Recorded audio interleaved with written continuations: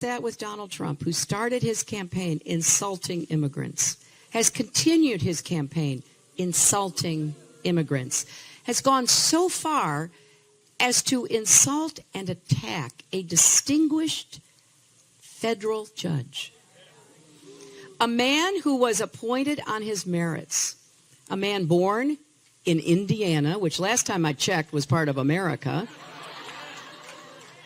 to two Mexican parents, who is presiding now, the judge is, over a lawsuit pointing out how fraudulent Trump University is, how it has been a con game that has benefited Donald Trump, but hurt so many people, including those who couldn't afford it, who were urged to max out their credit cards, spend down their retirement accounts so that they could go to this Trump U, and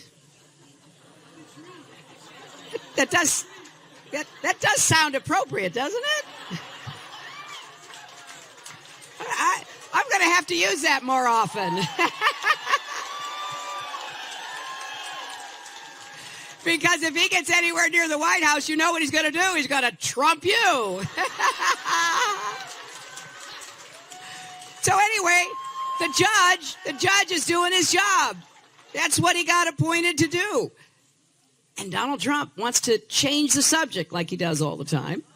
So instead of facing up to the facts that are coming out, the New York Attorney General said, hey, it's a fraud from start to finish, this whole effort.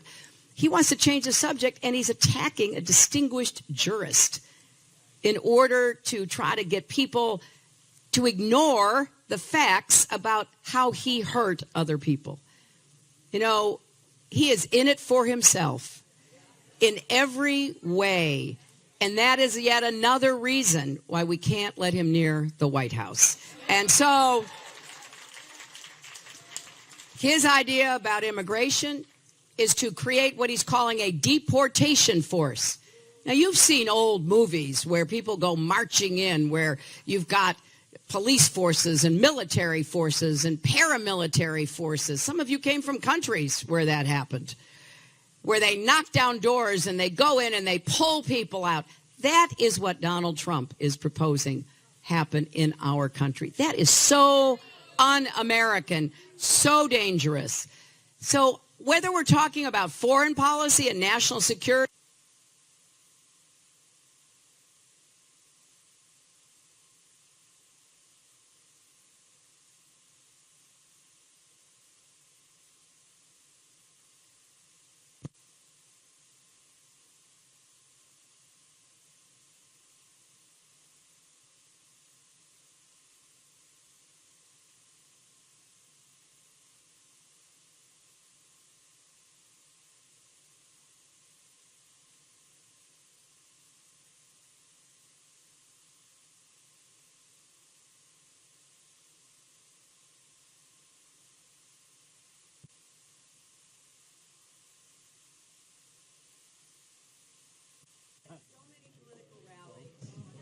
male candidates are young. And so I know. It's on.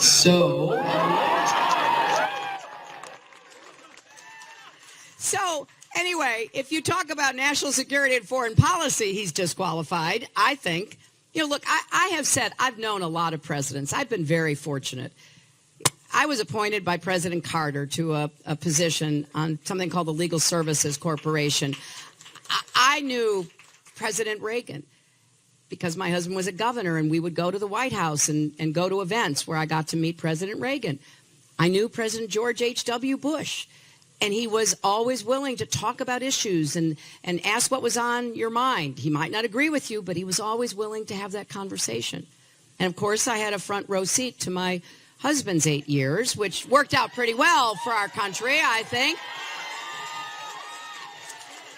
And even though I disagreed with a lot of what President George W. Bush stood for, after 9/11, I was a senator from New York. He was absolutely committed to helping us rebuild New York, and he never wavered, and I will never forget that. So I have seen presidents up close, and I had the great privilege of working as Secretary of State for President Obama in his first term. And I think you can go back into our history and think about the qualities, the temperament, the ideas that we expect from our presidents. President Lincoln said, "A house divided against itself cannot stand." Donald Trump seems to think divisiveness is what we need in America, when I believe that is absolutely wrong. So I've had this privilege of seeing presidents, of knowing how hard this job is, whether I agreed with the decisions they made or not.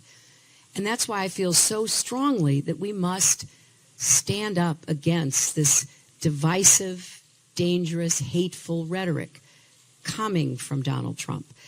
I can't do that, though, without your help. I have laid out plans. You know, some people make fun of me. They say, "Oh, there she goes. More plans." I mean, look, I know it's not the most exciting thing, right? To tell you how I want to do infrastructure jobs and advanced manufacturing and more money into research and fight climate change with clean, renewable energy jobs. I know that. I understand it, but here's what I believe. I believe an election should actually be about issues, and that I should tell you what I want to do. Donald Trump's telling you he wants to have a deportation force. I'm telling you I want comprehensive immigration reform. Donald Trump is telling you he wants to give huge tax breaks to the billionaires. I'm telling you I want to tax billionaires and millionaires. Donald Trump is telling you he wants to repeal the Affordable Care Act. I'm telling you I want to improve it. Donald Trump is telling you that he wants to make women's right to choose a criminal offense. I want to protect it. Donald Trump is telling you he wants to defund Planned Parenthood. I want to protect it from those kinds of partisan attacks. Donald Trump seems to be going along with the Republican philosophy of trying to undercut marriage equality. I want to defend it. And I want to work to end discrimination against the LGBT community. I want to defend voters' rights. Online loophole, if we close what's called the Charleston loophole, if we reverse this terrible law that gave gun makers and sellers liability protection from their own actions. And you know, this is why it's important for California. Why was that law ever presented to the Congress? Because the gun lobby saw states like California passing laws to hold gun manufacturers and sellers accountable. If you sell a military-style weapon and you advertise it to young people and something happens, maybe you should be held accountable for not advertising the way that it would have been more likely to be used safely. Maybe if you don't care who you're selling guns and ammunition to online, somebody like the shooter in Aurora, Colorado, who went into the movie theater after buying his ammunition online would be stopped because he had serious mental illness. You can go down the list. The young man in Connecticut who went into that elementary school and killed all those little first graders, he was seriously disturbed. And yet, he had a whole arsenal. And the young man in South Carolina who went to buy a gun, and under the law as it is now, at the end of 3 days, you get to buy it whether the background check is done or not. So he went back at the end of 3 days. He got that gun. Within 24 hours, they found out he had a felony record. He shouldn't have been sold the gun. He took that gun. He went to the church in Charleston, and he murdered 9 people who were worshiping there. So we think about how we can save lives. That's my goal. This has absolutely nothing to do with taking away the rights of responsible gun owners. We can do this consistent with the Second Amendment. Bernie Sanders voted against the Brady Bill 5 times, voted to give liability protection to gun makers and sellers. He and I really disagree about this. And as your president, I will work with the vast majority of Americans, more than 90%, and in fact, about 75% of gun owners who believe we can make these changes consistent with the Constitution. And that's what we should try to do. So there is a lot at stake in this election for us here at home and around the world. I want to produce positive results for Americans. I want to protect our country and lead the world with steadiness and strength and smarts, and I want to unify our country. We are better when we are working together. We are not all going to agree with each other. That doesn't happen in America. We know that. We have a lot of reason to disagree. But that doesn't mean we shouldn't listen to each other, show respect for one another, work with each other to try to see how much common ground we can find. I will go anywhere, meet with anyone, anytime to find common ground. I did it as First Lady, as Senator, as Secretary of State. And I will do that as your president, 24/7. That will be my mission, to bring our country together, to solve our problems together, and especially to send an absolutely clear message to our children and our young people that America's best years are ahead of us. I am confident. I am optimistic. I am not one of these people running for president who spends all of his time downgrading America. I believe we have problems. What country doesn't? But we already are great. And if we work together, we can be even greater, in my opinion. So please help me. Now, how many of you still have your ballots sitting on the kitchen counter? Please go home today and mail them in, right? Talk to your friends, your relatives, your family, everybody. Tell them to mail those ballots back in. And if you don't remember or you don't have a ballot, then please show up and vote on June 7th. And there's still time to be part of our campaign.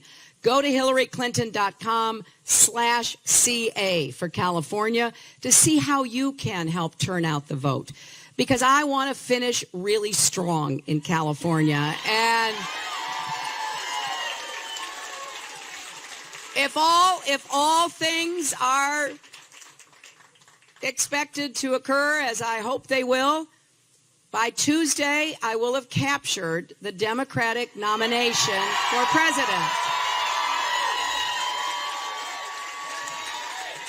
And then I will need you to work with me to win in November, and then to work with me to make our country all that we know it can be. That is my mission. Let's go out and make the future that our children and our grandchildren deserve. Thank